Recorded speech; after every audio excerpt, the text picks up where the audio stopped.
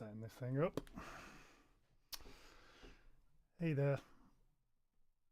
I always think this is a great idea and then find it like super stressful setting up a live stream every time I do it. But yeah, here we are.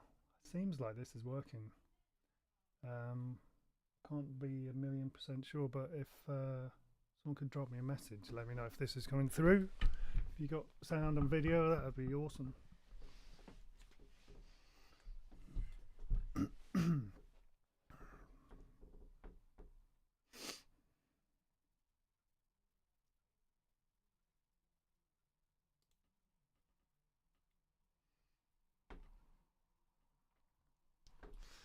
Hey, you got me.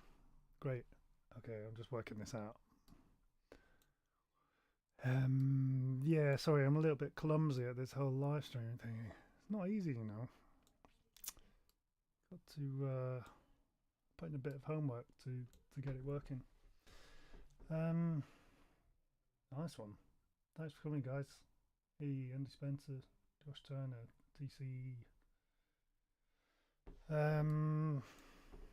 Nice one. So, I thought it'd be a nice idea to just the you know, as 2023 kind of closes up, I was just looking back and I'm thinking, I can't believe how lucky I've been to just play with some of these incredible drummers. I mean, honestly, if I drew a list of my favourite drummers to play with, like a lot of them are on there. It's crazy the things that happened, and you know, I was on tour with Jacob for a lot of it, which is also with Christian Euman, who's a badass. Let me just straighten this out. So I'd be just happy to get to play with him every night. But somehow I squeezed in a few other little celebs as well. And yes, I'm fully aware that this just sounds like a massive excuse to show off. Yeah, little bit just showing off. But also I just thought, you know, I'm kind of in a position where I got to compare and contrast a lot of amazing drummers, and maybe I can share some ideas and some experiences about it, and yeah. So yeah, I'm just gonna see how it goes and try and chat about some of these guys. I mean, look at this list up here, they're all absolute badasses. I think what I'm going to do is take a few questions from my patrons first, and then I might go through and show you, kind of gathered a few little videos and clips of things that I found. My concern with doing this is that YouTube might shut me down if I start playing tracks off Spotify or, you know, things that already exist. So I've tried to just dig through some of my phone footage for little snips of drummers being excellent, so I can share some of those with you. And so the idea with this is I have a Patreon page, which you feel free to go and check out if you're not familiar with it. It's patreon.com/Robin Malarkey. And basically I do a bit of teaching through there, or more just like sharing some of my thoughts on playing and some of my approaches to a lot of it is about playing with drummers, to be honest. And if you sign up to the first tier, there's a lot of videos. There's probably about 50 videos, I think, that you might find really useful at whatever level you play at. And the way I've tiered it is that maybe the more experienced players, the more professional, maybe you're out gigging, would get more value from the next tier up, which is more about really focusing on playing with the rhythm sections and playing with drummers and stuff.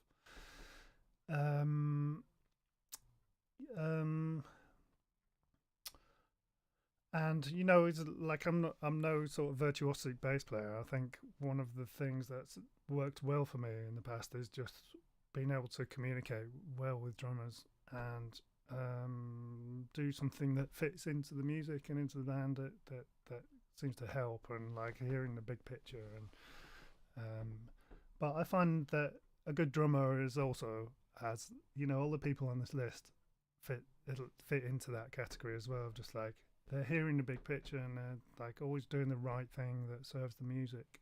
And I really respect every single one of these people. There's no competition, you know. It's all like they're just fantastic musicians. So okay, should I stop waffling? All right, let's take some questions. So I'm going to start off with some from my patrons, and if I get through all this and I'm not too drunk or embarrassed or whatever, I might even take a few on YouTube as well. But I should just say this will not be repeated on YouTube. This is a one-time thing, but it will be archived on my Patreon. And yeah, so patrons can watch this again if you missed it this time. Right, let's get stuck into it. Okay, so I've got a question from Bass Oliver B.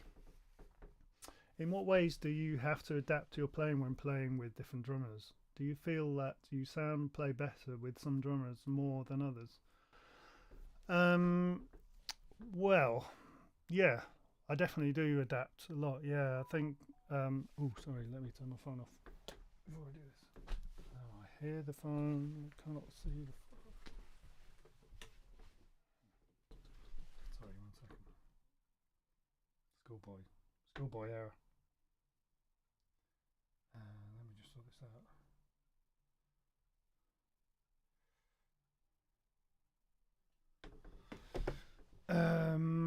Yeah, play differently with different drummers. Yeah, okay, so if you've watched some of my videos, I talk a lot about micro timing and all the different ways that the bass and the drums can describe where the beat is in relation to a pulse, and the pulse might be an imaginary, you know, it might not be something that's audible. It might be something in between all the stuff, you know, but there is a regular, as far as the way that I hear it, there's always like a regular pulse going through stuff, and you can play around it, and you don't have to be right on it. You don't have to be quantized, and there's, you know, a million variations of how you can sit against this pulse.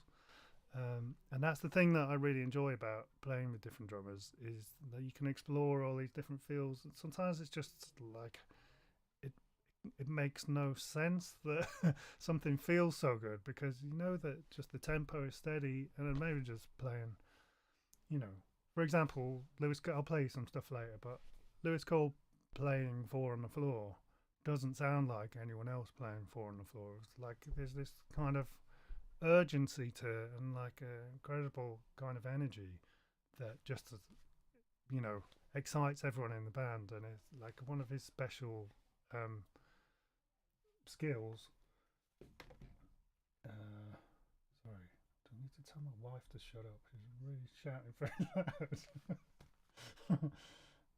Okay, stop shouting that.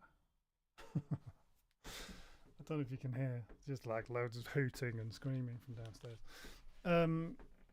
And he has like a very special way of playing Four on the Floor that just you fit around it, and it's not the same as if a drum machine was playing Four on the Floor.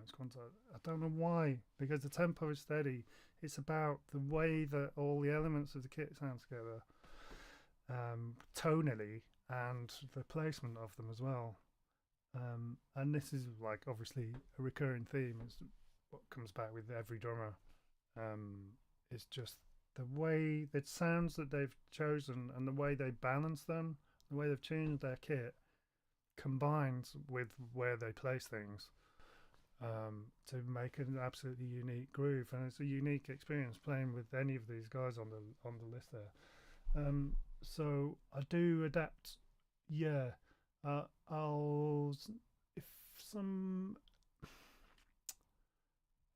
There's no hard and fast rules, honestly. So with Lewis, I'm going to play you something. Okay. I found this clip that I downloaded from Glastonbury. I don't think it exists online anymore, so I don't think anyone will sue me. But this one, actually no.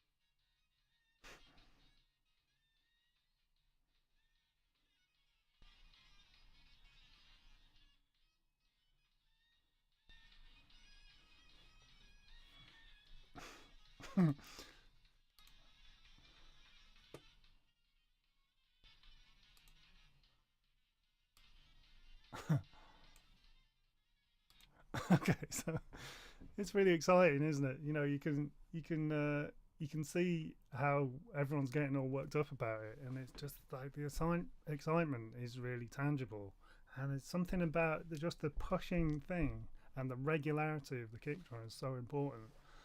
Um, and you might think that because the drums are pushing so hard, then maybe I could afford to be late on it. You know, that sometimes works at different tempos, but at this tempo, it's almost like you need to keep up with the energy and provide as much as well, which is what I was trying to do in this example. So no hard and fast rules basically, but that's one example of like the way I would play, you know, respond to somebody drumming. So for this particular tune, I'm just like, I know that it's in my nature to play quite behind the beat, so I have to like really forcibly push ahead. And this is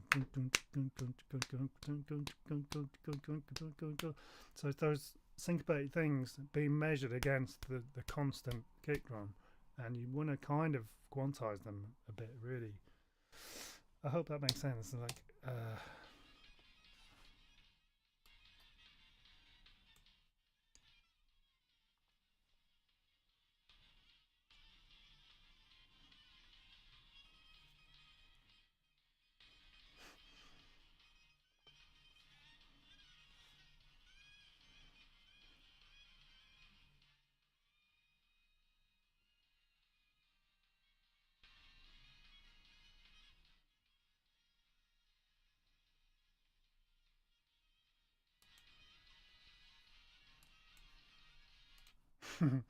can you believe we got to do that at Glastonbury? Um, so much fun. But yeah, just energy. So for that particular groove, it's just energy. That's all that matters, you know. Yeah, and trying to be really tight and on the grid. You know, that's what I was thinking about in that example. There's a million examples, but that's one. But you feel that you sound play better with some drummers than others. I mean, some drummers make me sound good. I mean, some drummers say that I make them sound good, but I don't believe them. I think they actually just sound good. Um, but I think the best thing you can do to help someone sound good is just give them plenty of space and just be listening all the time and let them, you know, not step on their toes. Basically, if there's, yeah, maybe I could elaborate on that, but ask me more questions on that subject if you like. Okay, next one, Johnny Wickham. Hello, Johnny. So, how much does it vary between different players in whether they're up for discussing rhythm section sound concept or not? For example, does anyone ask you to play a certain way to achieve a specific vibe they hear, or suggest you alter your sound on stage for different situations? Or ask you to try different gear or tonal options for different snares or cymbals, etc. If that's not a thing with certain people. Yeah, that's a really interesting question. I get what you're saying. It's like the bass definitely does work with some kind of sounds better, you know. So I can't imagine really affecting my sound with to do with their cymbals and stuff. But with kick drums, I mean, I mix a lot of music, and you get this certain insight from mixing and just trying to make kicks and basses work together. That it's better if they don't occupy the same space. So you know, you might want to nudge one to the lower side and one to the higher. It's just an age-old trick with mixing, and you know, so people with a really high-pitched kick drum with a lot of kind of ring and tone to it, and I mean, Lewis is one of those guys, and also Richard Spaven, I would say. No, I'll come back to him later. Yeah, the tone of the kick drum is the most important thing there, I think. And again, I don't have a hard and fast rule like if the kick drum has some mid frequencies, then I scoop them out or anything like that. It's just that it would overwhelm my middle frequencies, and actually you end up hearing more of the subs from the bass as a result of that. Is the way that I find it works. And then you just enjoy the sub content of your own sound because there's nothing else interfering with it.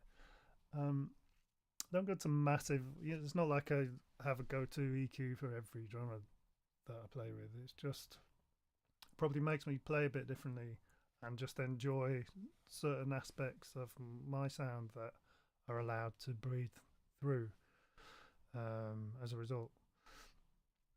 Let me just have a look at this.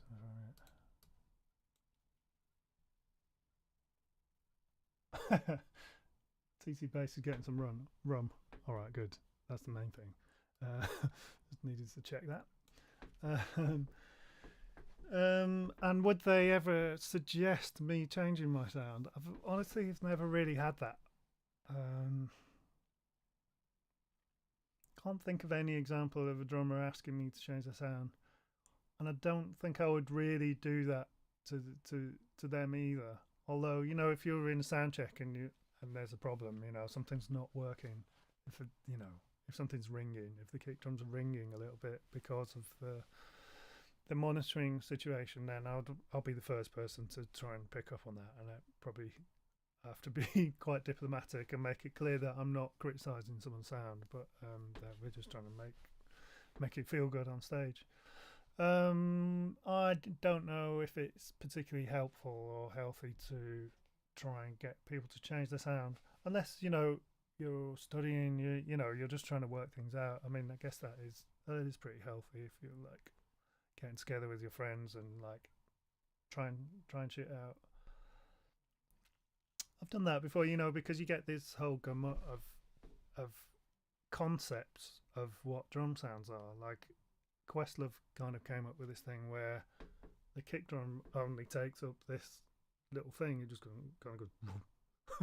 It's like a whump at the bottom, and it's not got like a hard attack or anything. It's all this subby sound, and then the snare is super high, and it's almost like it's quite hard to connect them. Do you know what I mean? Because there's such different sounding instruments, but obviously you have like this incredible knack of doing that, making it feel good.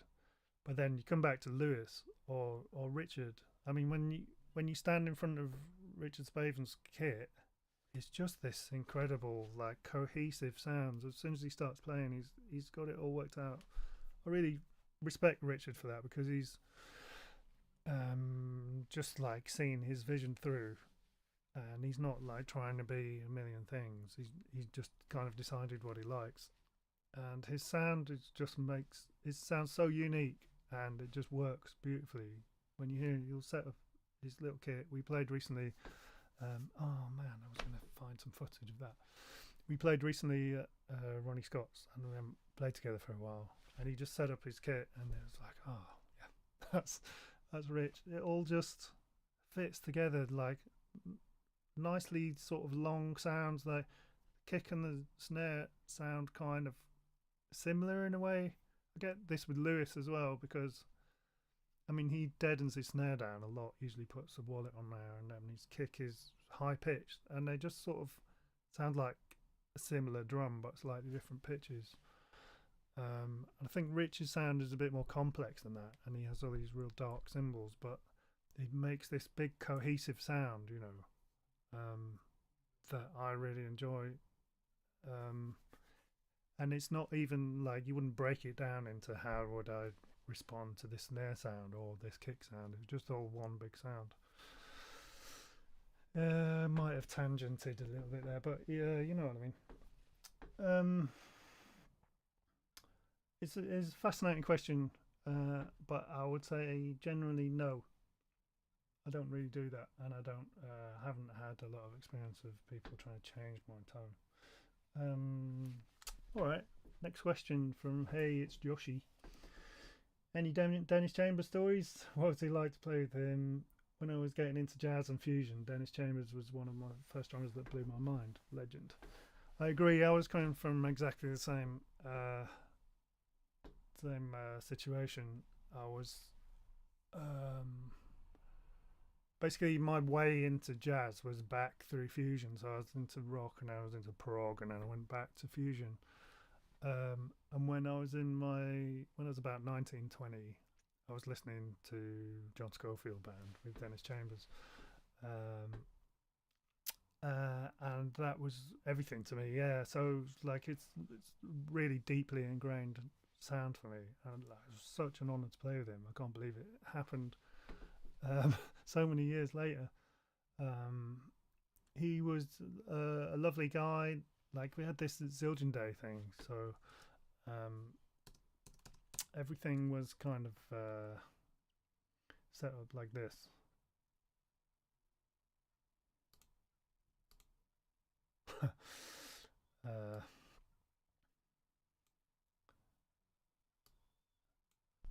Can't seem to move that.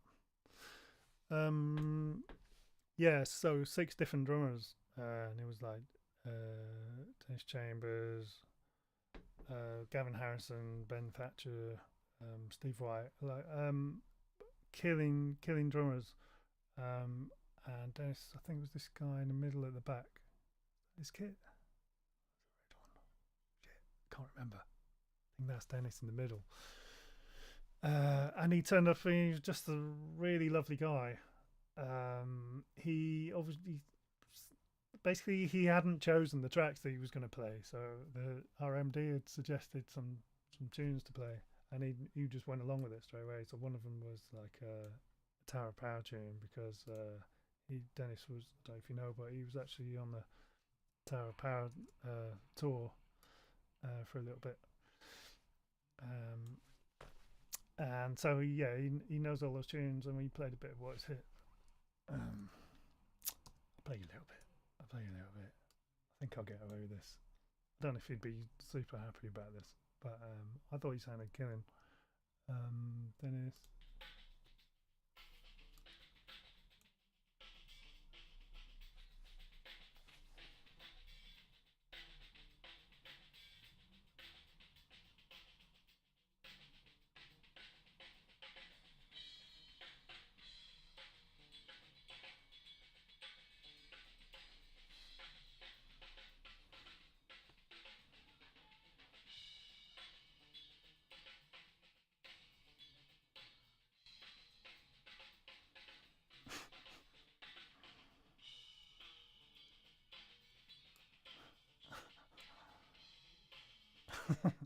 Okay, so sorry, Dennis. That probably wasn't like.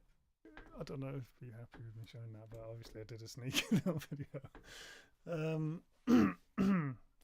He sounds brilliant. I think, you know, he's been through a lot of stuff with his health, and like I didn't really know what to expect. I was absolutely blown away. It sounds amazing. There's this thing where his ghost notes on his snare are quiet. They're not like super quiet. Maybe they did used to be, but there's like this ongoing. You know what I mean? It kind of never stops. This insistent sort of train of 16th notes, and some people try and get their ghost notes on the snare like as quiet as possible, so it's just like barely discernible. But with him, it's like really just powers through. I found that pretty interesting. But you can see like he's so like the form is so important to him, and he was listening. The reason you can't hear the rest of the band, by the way, is because we're all on in ears. So yeah, I just stuck a phone next to my bass amp, and you can hear the two of us. But yeah, he's just like super on top of the form, and he's just thinking what's happening next. You know, he's got all these amazing fills under his belt, but what's important to him is like the pocket, and what happens next is like, is the singer going to come in with the next bit? And he's singing the brass parts, you can see. It's really interesting.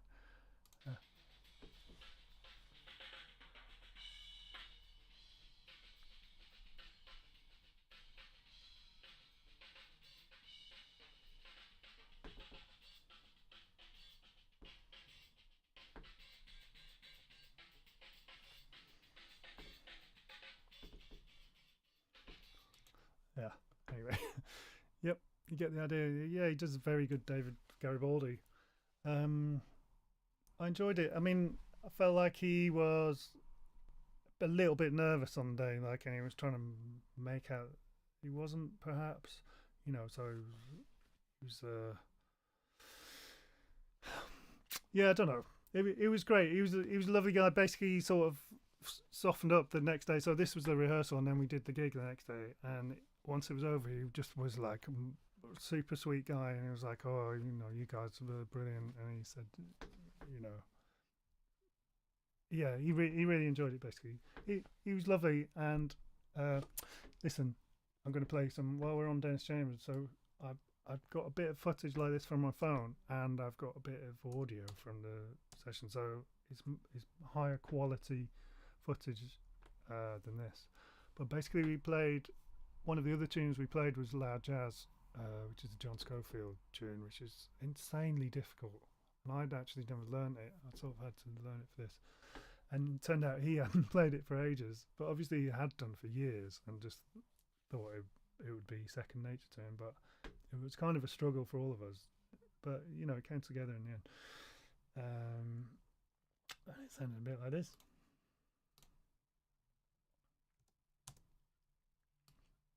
Oh, I'll find it.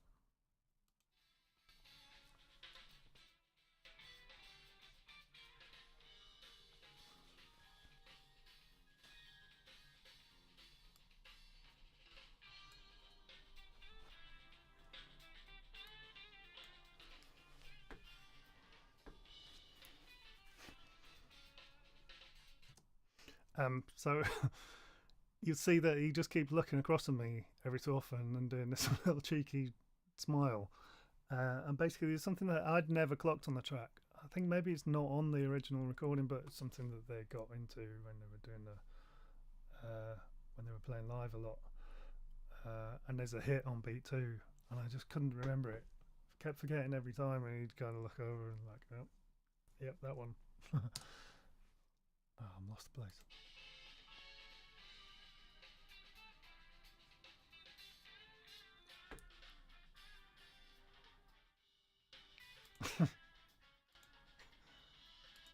That's the one, basically.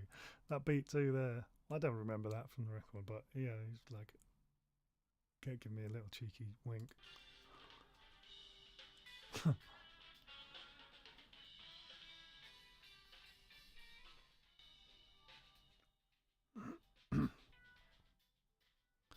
I'm just going to skip through because I kind of surprised him by taking a bass solo. I think he was expecting a different solo. But this was just like an example of how he's such a musician. Do you know what I mean? So he just adapted to. He probably must have played this a million times. And he's like, oh, bass solo, right? How do I even go about playing this song quietly? It's like you almost have to orchestrate it different on the drums, and just like listening and being really respectful. They did. This is like an interesting part of it for me, is that I was trying to improvise, and he was just being very supportive, and then picking up on little things. If I finish a phrase and leave a space, then he'd kind of respond to it. All the jazz stuff, all the stuff that just comes from jazz improvising on the drums, and he just has all that down, and he's like the perfect accompanist.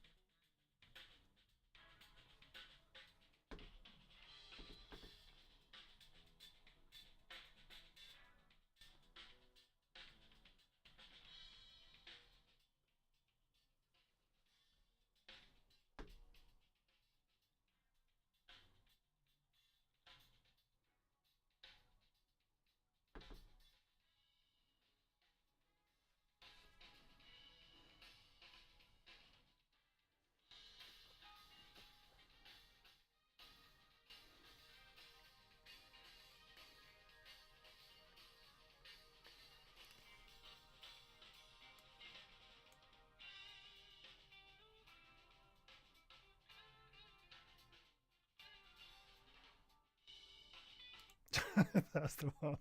That's the hit. I just kept missing it every time. But you see what I mean? He just like so.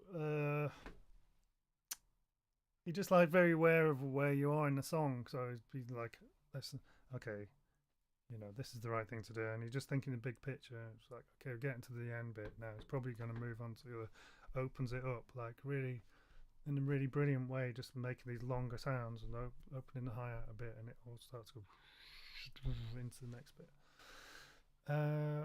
It was brilliant. I loved it. Brilliant experience. Yeah, so unique as well, his sound.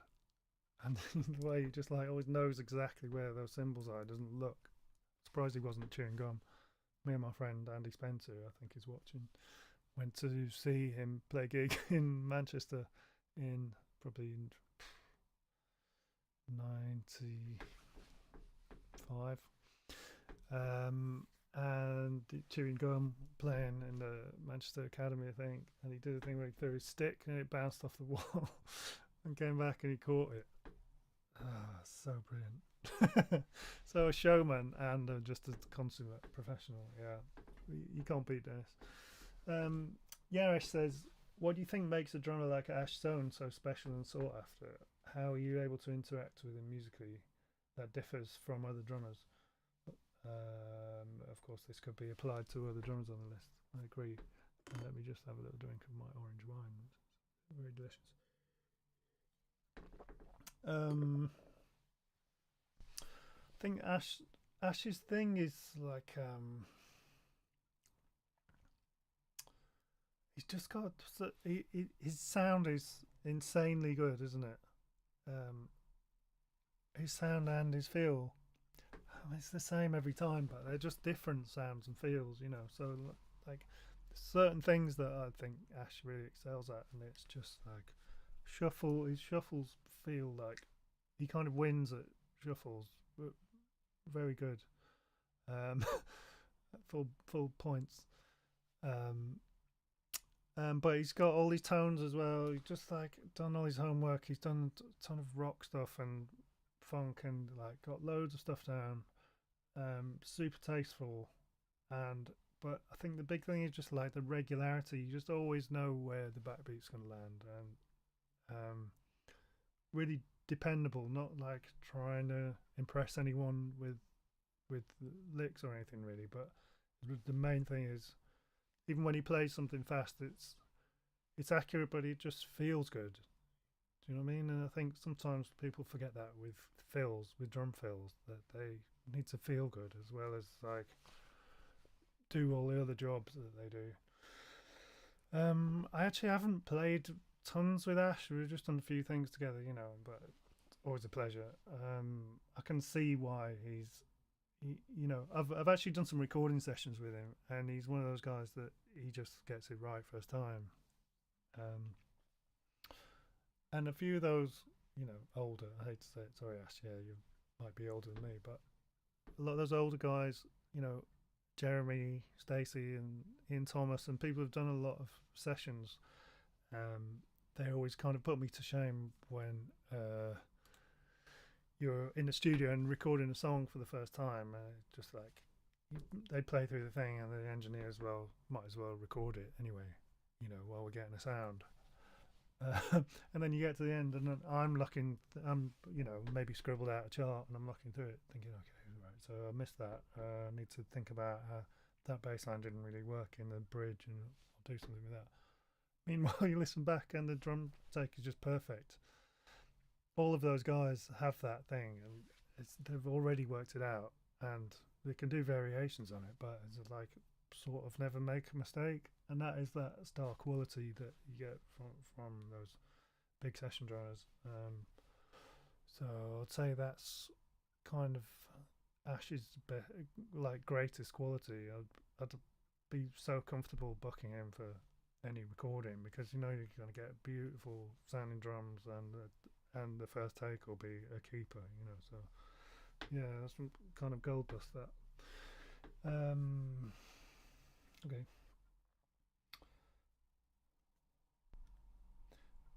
Odran. I'm pretty sure. I feel like that's not how you pronounce your name. Oran. Devlin. I'm so sorry if it's wrong. We didn't manage to chat yet, but I think we're going to have a Patreon chat pretty soon. Lewis Cole's recorded sound is so unique. Be interested to know how that translates into a live setting. Yeah, that's a great question. And I can tell you that his live sound is pretty much the same. Yeah, it's this thing where. Okay, I'm going to play something that I found, and it is. Let me just see if I can find it. Sorry. Yeah. Is everything still working? I feel like my internet is terrible. It was the first time we played together. He happened to be in London, and I managed to get this gig for Jacob at Pizza Express. It was like a late show, 2015. So yeah, 9 years ago. Excuse me. Jacob was a little kid. He would have been 18, 19, just finishing the academy pretty much.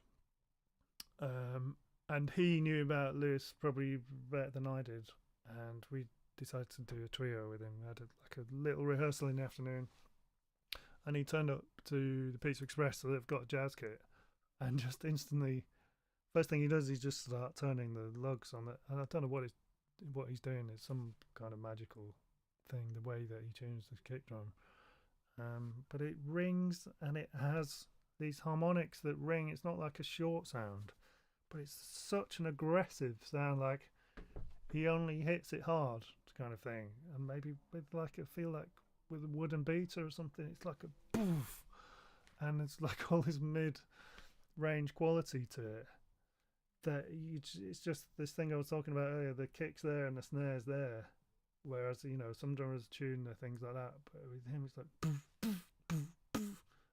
And they both go thwack, and they're just slightly different pitches. And I spoke to him about this when we were driving to Glastonbury, and he struggles to record it, and he said he's come up with this trick, which I don't want to give away his secrets, but basically it involved kind of expanding certain frequencies. So like he can mix his drum, when it hears a certain frequency, you can say, oh, let's really accelerate this particular one in the mids, you know. So most people would be carving the mid frequencies out of their kick drum, and he's like trying to accentuate it. It needs to be this really important thing, because I think he thinks about it a similar way that I do, which is the way the kick and snare play together sort of creates a melody. It's like if you had a piano with two notes on it, and you have to make melodies out of it. That's kind of what you're doing on the drums, you know. You know, boom, ba is a melody to me. You know, it's like a familiar sounding melody, and they can be way more complex or way simpler, but it's kind of useful to have them in a similar frequency range, I think. So it's not so much how his recorded sound translates to live. I mean, he just makes this sound live, and then it's trying to capture it in a recorded setting and make it work, which he obviously is great at. Yeah, and like I say, he normally has a cymbal or something on the snare to make it very, I guess it shortens it, but you get like an after effect of the cymbal jiggling around as well. But it does ultimately make it a shorter snare sound. Yeah. Lewis. Do you want me to play some more Lewis? Oh yeah, I was going to play this.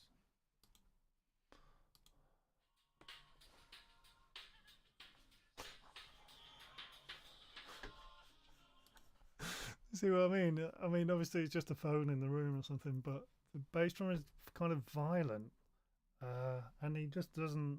He never changes that. That's the way that his sound is. Not that he can't play quiet, because he can, but just when he hits the kick drum, it means it, and it's not just like some sub-frequency thing. It's kind of knocking your teeth out the whole time. I love it.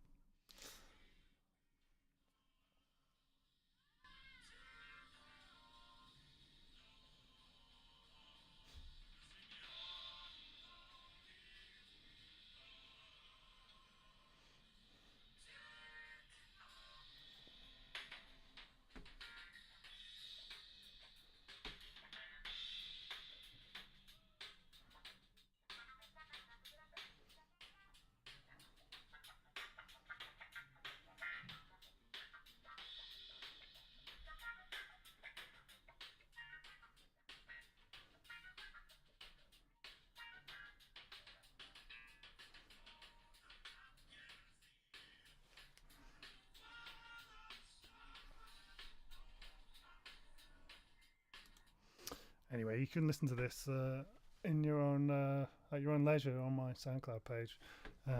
But yeah, do you see what I mean? It's kind of merciless, isn't it? But I love it. I love it. It's really rewarding to play with something so assertive and so regular. It's that thing. Come back to that again of like always know that it's not going to move around in terms of regularity. Like so solid, brilliant. He's a genius. Play some more. I'm just happily play Lewis Cole all day because this was another good bit from Glastonbury.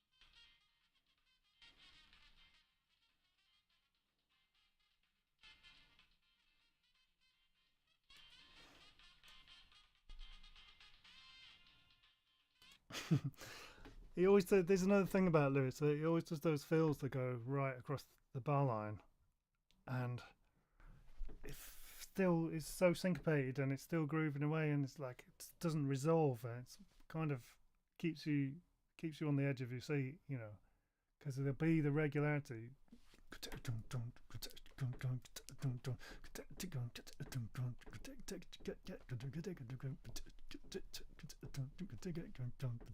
It doesn't resolve. There's never like a big crash on the one or anything. It's like it's so distinctive. I love that.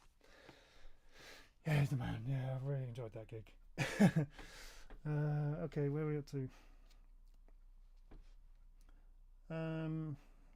Okay, Chaz says, "Hi Chaz, I'm imagining your working relationship with this list of drummers will vary from knowing them and working live and in the studio like Stacey and Richard Spaven, etc.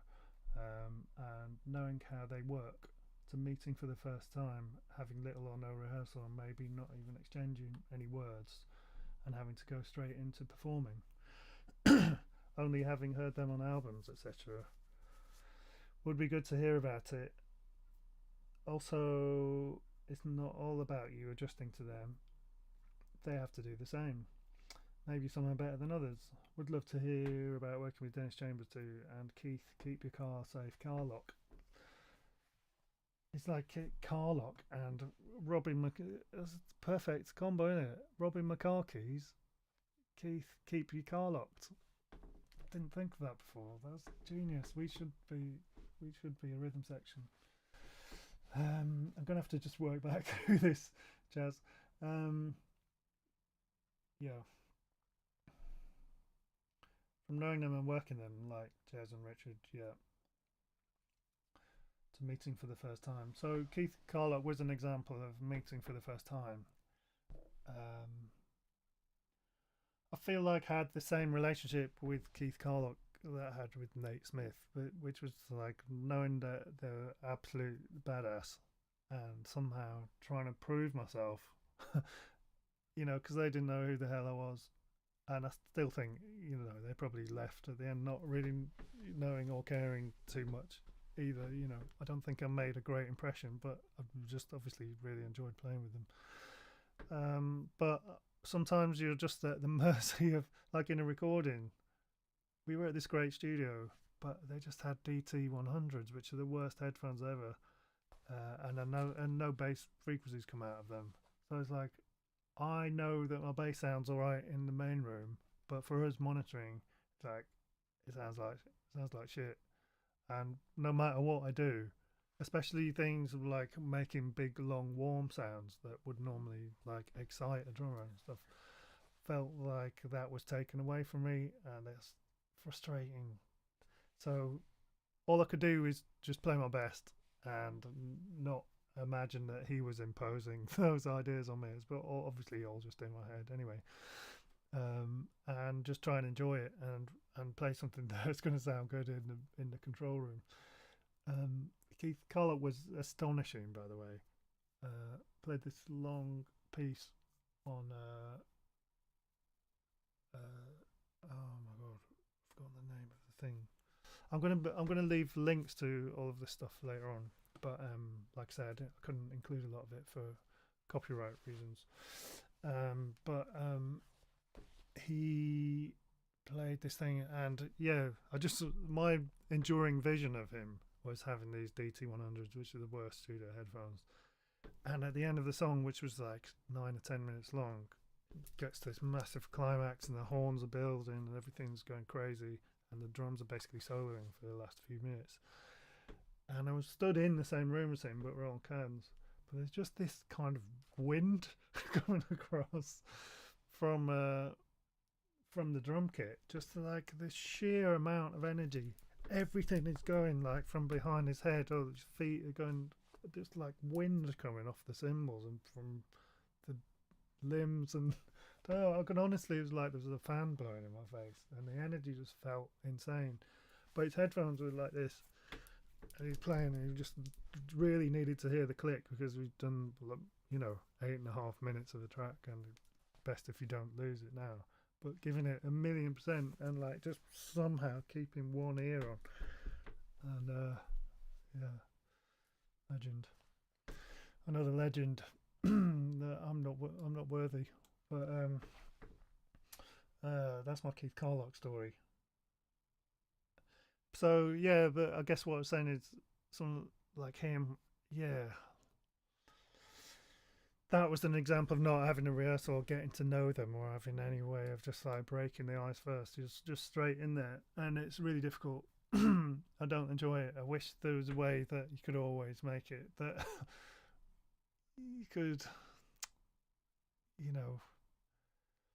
get to know someone and just represent yourself properly, instead of everyone walking away going, oh, that was interesting, I wonder how it'll turn out, kind of thing. Yeah, obviously, so kind of what you picked up on, yeah, obviously with someone like Jeremy or Richard, we've played with each other so much that we know that if it didn't work out brilliant that day, it was probably, just an off day, or it was some external factors that made it difficult. But when it's someone you don't know, it can be really frustrating, that. And again, like I say, I'm probably just projecting. Maybe he had a really nice time, great experience. I don't know. I feel like, yeah, because the Nate Smith thing, we did a little tour actually. It was like a week of gigs with Jose James, and it was really good fun playing Bill Withers tunes and playing them pretty open, and we could pretty much do your thing. It's not like just playing parts and stuff. You could do your thing and get involved, and we had a really nice time. But for some reason, every single venue of that tour had really echoey rooms where the bass just sounded like a Phil Spector production, wall of sound. And I was just like begging for one Ronnie Scott's gig where everything's tight and it's like, oh, this is, you can really lock in with someone. And because once you've done that once, then you have that familiarity, and you can just feel like, yeah, I know what's coming out the front, and I know what this is connecting, even if it doesn't feel exactly the way I wanted it to. Yeah, so that's a really great question, and I hope I answered that in the way that you were expecting.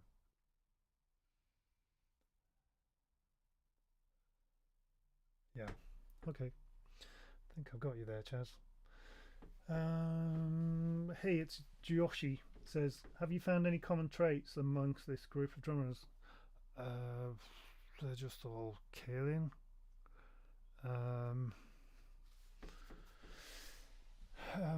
Common traits is, they're so different, but it's a great question. The common trait is being able to make a cohesive sound, and they're all their cohesive sound is each completely different, you know, the way Dennis plays and like decides how hard to hit each element of the kit is completely different than what Jeremy Stacey would do. You know, some people just like make the kick and snare like the most important thing, and everything else is just kind of decoration.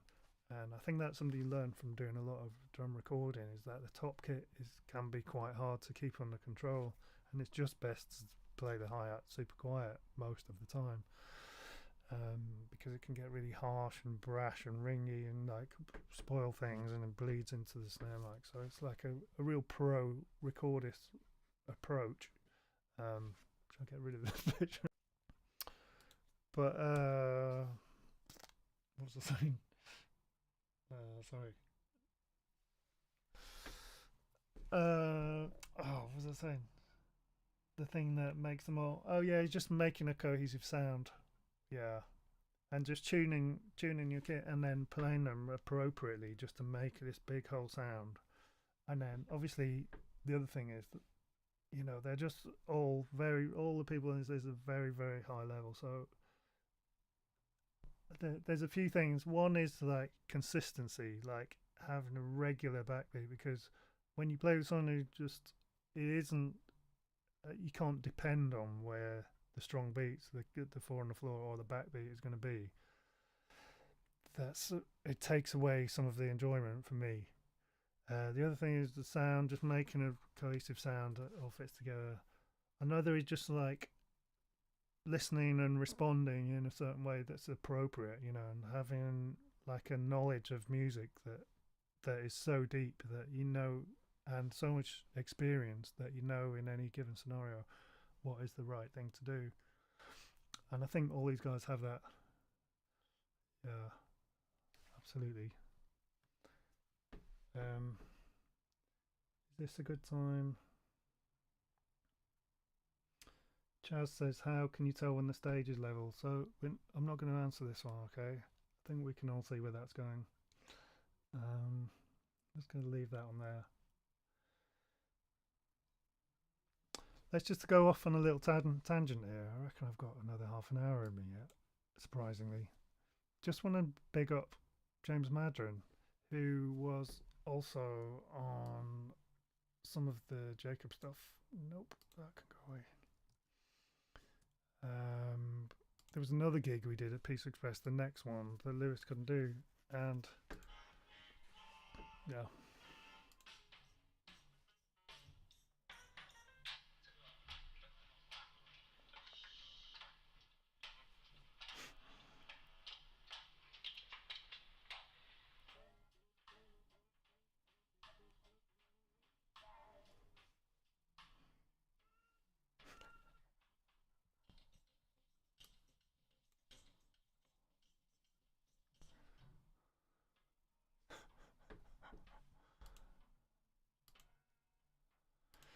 Okay, so there's another thing you can find on my SoundCloud. I basically edited together a load of my favourite bits from this gig, but James is incredible because he's very much from a contemporary jazz background, and he can play. Sorry, I ate some really delicious fish just now. He's and he's got all this insanely difficult stuff together. He can play in any time signature and like, you know, cross it with any other time signature. Play like incredible capability of like playing fast stuff. But I first got to play with him on a little kind of restaurant gig we used to do up in the Shard, which is a very tall building in London. And everyone knew he was a blazing contemporary jazz drummer. And then we just played some, you know, some little grooves and stuff. And he'd play super quiet and just make this glorious sound. It was just like super satisfying to play with. I could do James Gadsden. And then since out of the back of that, I ended up playing in all sorts of bands with him. And he does Natalie's sort of jazz band, my wife Natalie Williams. He plays in that, and I wrote a lot of the stuff is like just a groove, and then there's some stuff that's insanely difficult. metric modulations and stuff. So he's really worth checking out. He's also in like a ton of great bands. There's one called Enemy, which I really recommend listening to. I'll put it in the list later. But we did some stuff with Jacob early on, and I found this earlier, which is not an example of him laying it down as such, but just like, here's some interesting drumming. Check this out.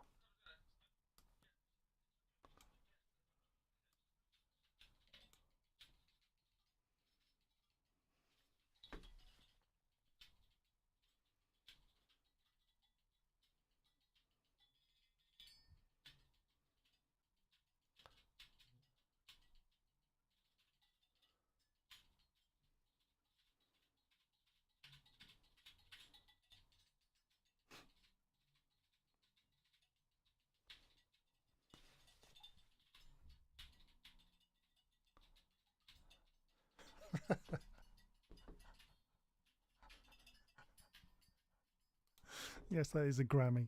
That's a Grammy on the floor tom.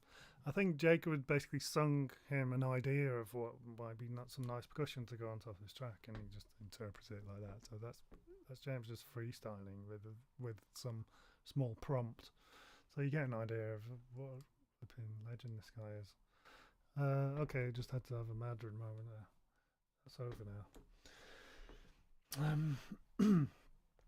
Okay.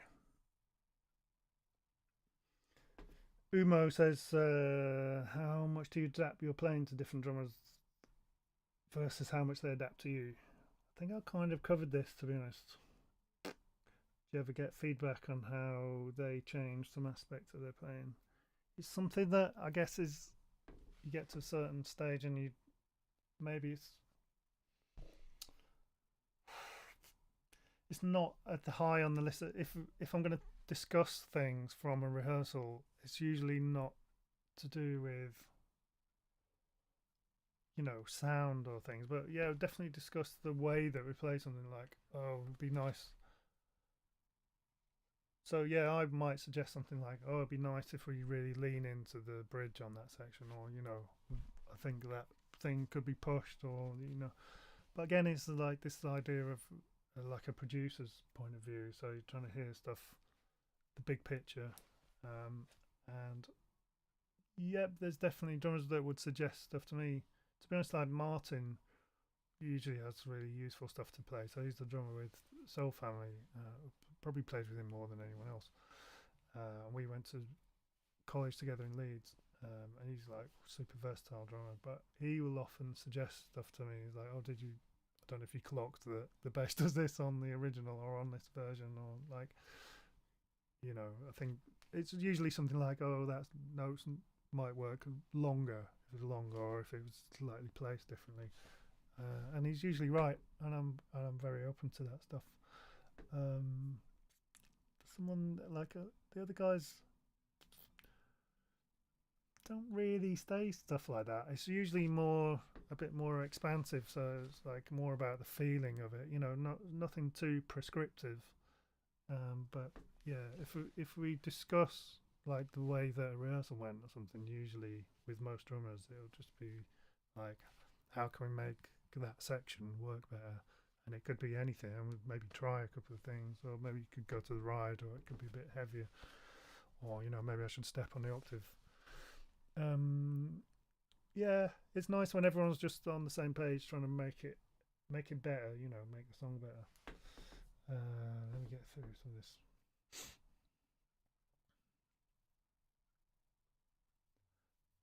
Another question from Yash is, what's the most valuable feedback you've got from a drummer in the past few years? Oh, I'm rubbish at these on the spot kind of questions. I might have to come back to you on that one, mate. Good question, but yeah.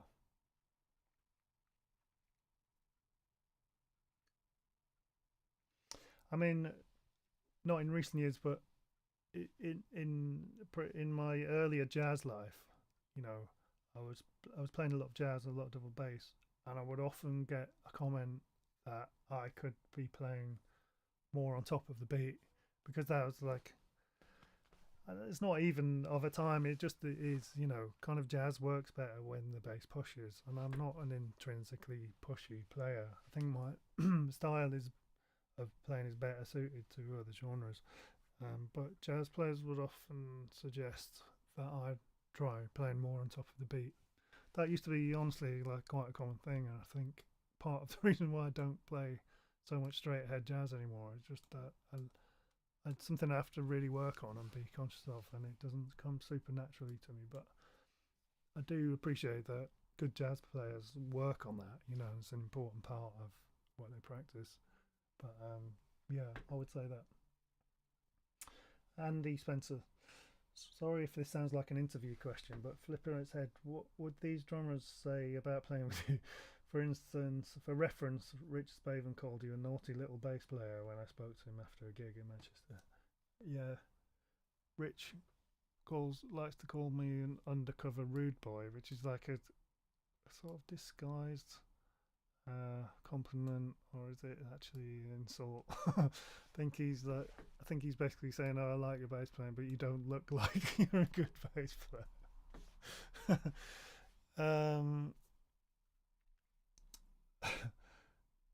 What would they say about me? I really don't know. I wouldn't want to speculate.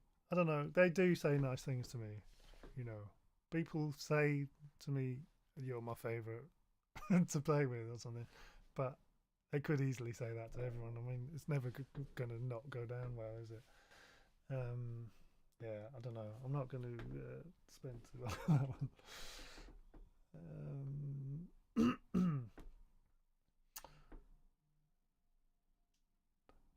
Chaz says, have you ever had an argument, altercation with a drummer?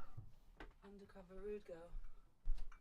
Oh, great. Negroni. Sitting outside listening. No, watching. Oh, don't. Got a Negroni.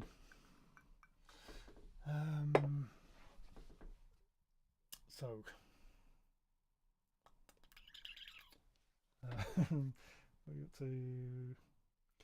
Have you ever had an argument, altercation with the drummer? I played in a band where the drummer went to punch the bass player mid-song, and they both kept playing. No, it wasn't the police. Yeah, I can imagine them getting a bit punchy.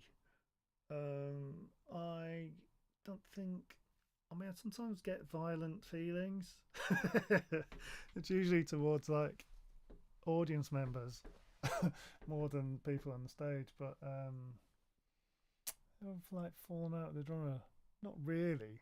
There was this one time I was doing a gig doing a jazz gig with Chris Higginbottom, and it was one of those jazz tunes that switches between Latin and swing, and it's just sometimes people have different perceptions of what the tempo is as you switch, and we come out of this Latin section and went back into the swing bit, and we were both just trying to be really assertive about where we thought the tempo was, and just went off like that to the point where we were both thinking, is the other one doing a polyrhythm? And Chris just looked at me, he's like, what are you doing? Oh, I thought that was the tempo. I'm sure I was wrong. I'm sure he was right. But altercations, that's the closest I can think of, mate, to be honest. Yeah. Alright, I'm going to wrap this up soon. I'll probably play you another few little bits, but let me just do these last few questions. Stefan H. Just saw on Instagram an argument between Sting and Stewart. This leads me to have seen that. That's really good. This leads me to the following question, similar to the one from Chaz. Among all the great drummers, are there any, no mention of names, that you didn't like playing with because it wasn't a good fit musically, personally? And if that's the case, how do you manage to stay motivated and inspired while playing? I mean, you know, as I say, I've been really, really lucky with the drummers I get to play with, you know, so in a way, like, if there is a situation that arises where they're missing some crucial element, then I find it quite difficult. Yeah, it can be painful, but and yeah, I guess it's an ongoing. It does arise every so often. I'm not thinking of anyone in particular, honestly, but I think the way to deal with it that I only realised in recent years is, there's a lot of amazing rhythm sections that were not great tempo keepers, or like, if you soloed the drums on, I don't know, some whatever Van Morrison record, it's not gonna sound like okay, shouldn't have said that. It's not gonna sound like the greatest session. It's not gonna sound like when you solo a Steely Dan drum part. You know what I mean? It's in its own right, it doesn't hold up so well, but in the whole, like in the whole vision of the song, then it's a really important part, and the feel can be clumsy, and it's like it's a part of the character. In a way, it's almost got a lot more character because of that. So I have to remind myself of that. If I'm struggling, like it feels like it's dragging or something, that's always a really tough one. If it feels like the tempo is dragging, then I feel like there's something I should do about it. But one thing I've learned, okay, two valuable insights from this. When it's lying down, pushing harder doesn't make you feel better. It's almost better to just accept that this is the way that this section feels and try and make it feel good. Because if you're like, no, that's the wrong tempo, this is where it should be, then you've just got a rushy bass against some draggy drums, and that's a terrible sound. So better to go with it. You can sort of gently imply that, maybe visually, or just like, or make it look like you'd like it to be a bit quicker. Yes, there's all these politics, isn't there? It's difficult. What was the other thing you said?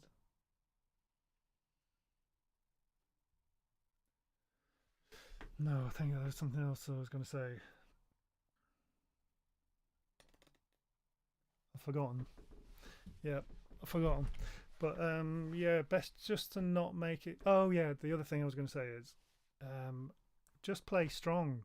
Just be strong. So like, play and like, okay, this isn't working so well. So maybe I'll just do this thing and I'll play so strong that no one can ignore what I'm doing. So it might just mean playing really simple and super repetitive things that just make it easier for everyone else. Yeah, those are my two tips for. There's nothing wrong with playing with people at different levels. It's always going to happen, and it's like, how did we, how do we get to each level of our musicianship anyway? It's only by playing with better musicians, so it's part of the whole process. But yeah, I imagine, there's been better musicians than me who've had the same approach and thought, this feels a bit funny, I'm just going to play really strong and he can play around me and maybe he'll learn from that. Yeah, that's probably the wisest thing I've ever said, I reckon. Time for some Negroni, isn't it?